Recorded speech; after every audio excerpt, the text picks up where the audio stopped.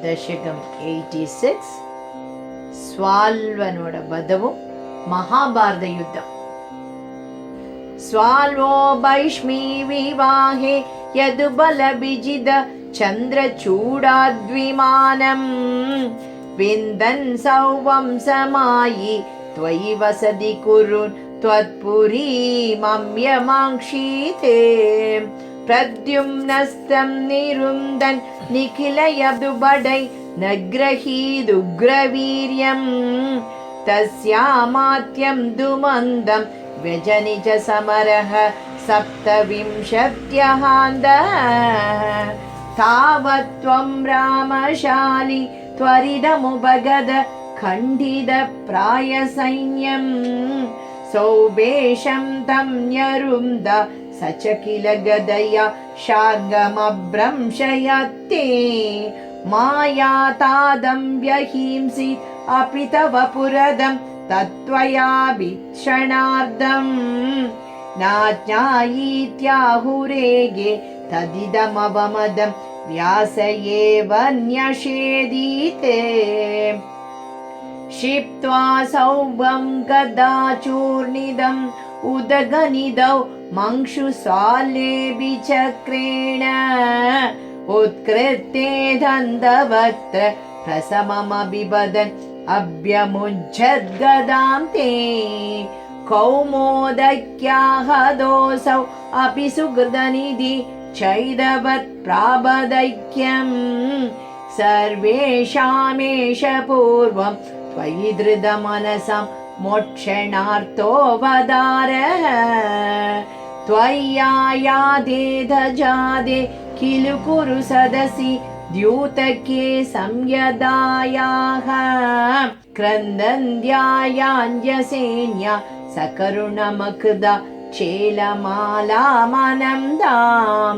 अन्नान्दप्राप्त शर्वांशज मुनिचगिद द्रौपदी छिन्दितोऽथ प्राप्तशागानमश्नन् मुनिगणमकृदा तृप्तिमन्दं वनान्दे युद्धोद्योगेदमन्द्रे मिलदि सति वृद फल्गुनेन त्वमेघः कौरव्ये दत्तसैन्य करिपुरमगमो दोदकृत् पाण्डवार्थम्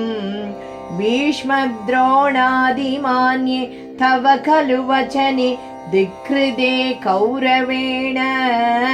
व्यावृण्णन् विश्वरूपं मुनिसदसि पुरीं शोभयित्वा गदो भुः जिष्णोस्तुं कृष्णसूद खलु समरमुखी बन्धुगाधे दयालुं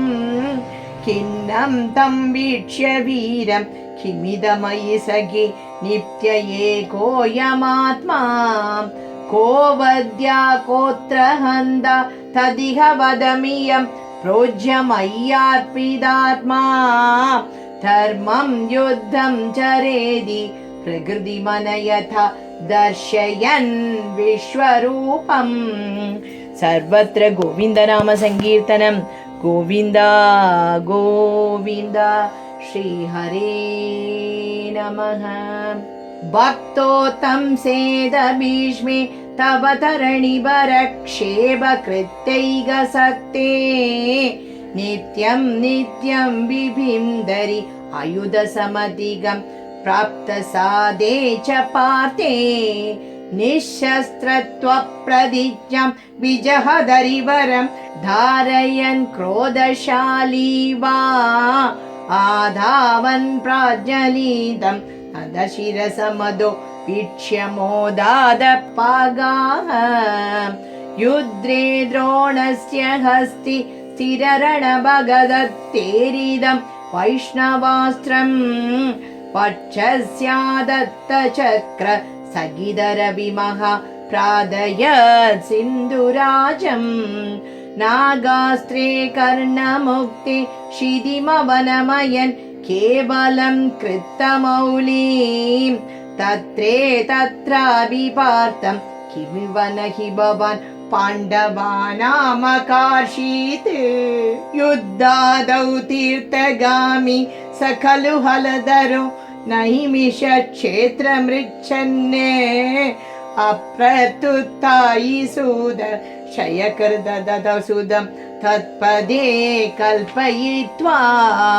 यज्ञग्रं बल्वलं पर्वणि परिदलयन् स्नादतीर्थोरणान्दे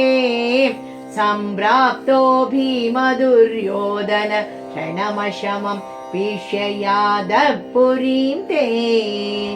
संसुप्तद्रौपदेय क्षपणहदधियं द्रौणीमेत्यत्तु दुःख्या तन्मुक्तं राममस्त्वं समहृदविजयो मौलिरत्नं च जह्रे उच्यते पाण्डवानां पुनरपि जविशत् उत्तरा गर्भमस्त्रे रक्षन्नङ्गुष्ठमात्र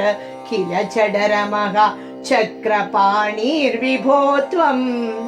धर्मौघं धर्मसूनो अपि दददखिलं चन्द्रमृत्युस्य भीष्मः त्वां पश्यन् भक्तिपूर्णैः सपदि ययौ निष्कल ब्रह्मभूयं संयाचादात्वमेधै त्रिभिरधिमहिदै धर्मजं पूर्णकामं सम्प्राप्तो द्वारकां त्वं पवनपुरपदे पाहि मां सर्वरोगात् सर्वत्र गोविन्दनाम संकीर्तनं गोविन्द गोविन्द श्रीहरे नमः।